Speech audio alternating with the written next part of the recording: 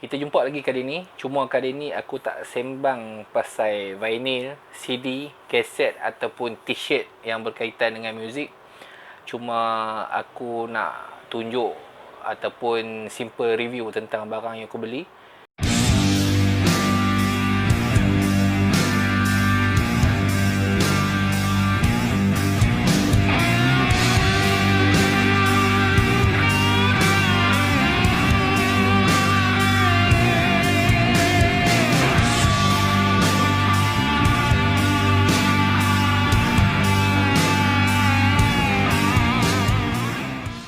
Ni dekat belakang aku ni adalah setup PC ku yang dah berusia hampir 15 tahun kalau tak silap. Casing ni, casing saja Thermaltake Eureka ni. Thermaltake Eureka ni 2005 kot. Dan mula-mula tu setup aku adalah dengan motherboard Abit Fatality. Time tu AMD. Lepas tu 2011 tak silap aku dah upgrade tapi isi dalam saja ke Intel i5 760 dan setup tu static dekat situ sampailah hari ni 2020. Dan bila masuk 2020 aku dah rasa struggle lah dengan setup GPU time tu, Nvidia GTX 250. Banyak benda yang dah aku tak boleh nak buat. Contohnya aku nak edit video untuk Mamu Vinyl pun agak struggle juga dengan setting GPU tu. CPU mungkin masih okey, i5 760 tu. Cuma motherboard dengan soket 1156 tu susah jugalah nak cakap. Okey. Kali ni aku order keyboard. Cuma aku jumpa combo yang cantik iaitu daripada Gaming Freak. Ini Gaming Freak. Combo dia adalah keyboard dan juga mouse. Dan bila zaman lah ni kalau sebut gaming peripheral ni semua tu ada RGB color lah. Semua ada lampu RGB. Alright, yang ni adalah keyboard Gaming Freak MX10. Dan kalau ikut aku search tu, nama dia panjang juga sebenarnya. Dan dia adalah menggunakan Ultimo Blue Switch. Okey, untuk Ultimo Blue Switch ni kalau tak silap aku antara keyboard yang mempunyai kadar kebisingan yang paling tinggi lah. Dia ada blue switch, dia ada brown switch, dia ada red switch. Dan red switch ni banyak yang pilih sebab dia silent sikit. Tapi aku tak kisah benda tu. Sebab lagi satu harga dia pun agak berbaloi lah untuk dibeli. Okey, ni combo kedua, mousepad dia, Gaming Freak. Ni klasik lah. Klasiknya mousepad. Aku rasa tak ada apa sangat yang menarik pun. Dan ketiga adalah Gaming Freak RR4 Kratos. Okey, yang ni adalah gaming mouse aku yang kedua. Dulu aku pernah ada Razer Copperhead. Time tu baru keluar saja. Razer pun time tu baru saja muncul dan Copperhead keluar. Aku sempat beli Copperhead tu. Waktu tu zaman CS lah. Jadi Counter Strike time tu memang satu fenomena. Cuma masalah dia aku ada Counter Strike tapi dekat rumah aku tak ada internet time tu. Waktu tu internet adalah satu kemewahan tahun 2005 atau 2004. Jadi agak mewah time tu. Susah aku nak ada internet. Jadi aku banyak letak setup kat rumah dan banyak main kat Cyber Cafe time tu. Alright, dia punya kabel braided USB Type A ni.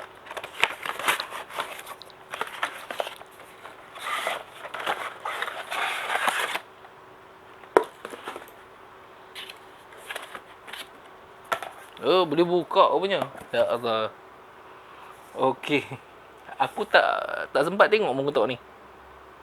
Kalau 3200 dpi tak silap aku memang lebih tinggi daripada Razer Copperhead yang aku pernah ada dulu. Time tu Razer Copperhead tu kalau tak silap aku 2400 dpi. Waktu tu lah. Okay, ni kita tengok untuk yang ni lah. Gaming Freak RR4 Kratos. Okay, ni dia punya mouse dia.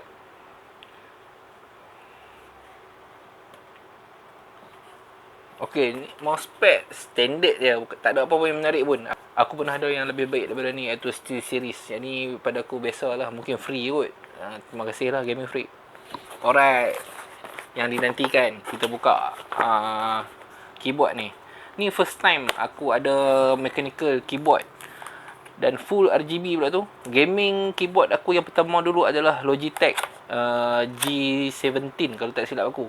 Okey, untuk keyboard ni dia bagi change it yourself lah. Maksud dia keycap tu kita boleh tukar sendiri, walaupun ia didatangkan dengan Ultimo Blue Switch. Kalau kata aku nak tukar kepada brown switch ataupun red switch, aku boleh buat sendiri lah, sebab dia dah bagi tools untuk aku tukar. Okey, lepas tu kalau ikut Gaming Freak claim 50 million click life cycle, maksud dia keystroke, maksud dia 50 juta kali. Jadi aku rasa 50 juta kali tak sempat 50 juta aku dah tukar keyboard lain. Tu standard lah kan. Okay, up to 18 LED mode patterns, maksudnya 18 lampu boleh setting. Lepas tu okay, yang ni antara sebab aku beli keyboard ni, volume scroll. Dia ada kat sini volume scroll, tadi aku tunjuk.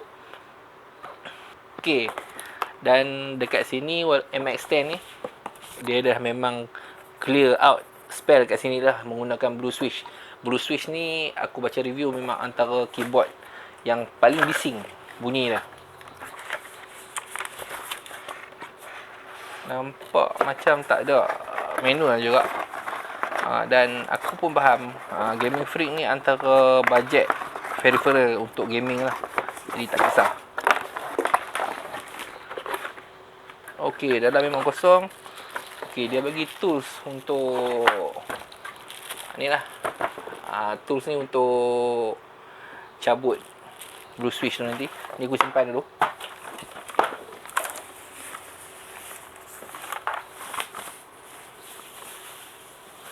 Alright, ni keyboard dia. Material plastik.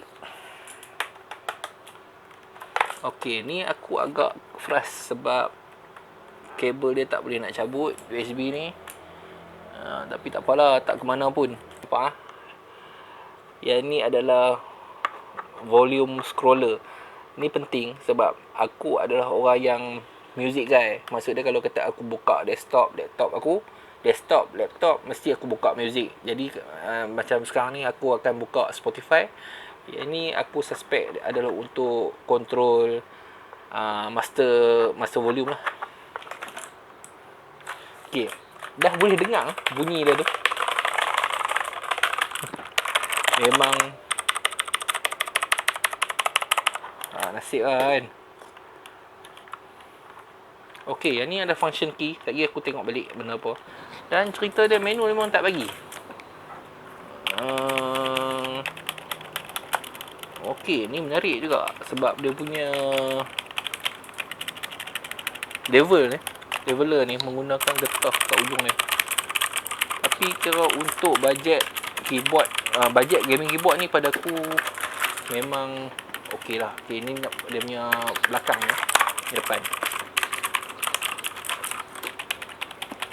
Lagi kita tengok dia punya outcome lampu semua tu macam mana. Baik, terima kasih kerana tengok review aku kali ni. Simple je sebab barang ni memang aku nak pakai. Aku pun tak tahu berapa lama benda ni nak bertahan. Cuma kali ni aku downgrade sikit lah. Dulu mungkin aku pakai keyboard Logitech, mungkin dulu aku pakai mouse Razer. Tapi aku tengok balik sekarang ni branded things macam tu, harga dia dah makin tak masuk akal. Jadi dengan keadaan sekarang ni, aku tengok Gaming Freak ni dah cukup untuk keperluan aku buat kerja. Setakat aku nak buat editing, setakat aku nak main game, like games dengan anak-anak, semua tak ada masalah. Okey, komen dekat bawah apa keyboard hampa kat rumah, apa mouse hampa kat rumah, hampa pendapat hampa, adakah hampa pun pakai sama juga keyboard macam aku lah ni. Aku nak dengar juga. Jangan lupa subscribe, like, share video ni. Terima kasih kerana support. Kita jumpa lagi di video yang akan datang. Assalamualaikum warahmatullahi wabarakatuh.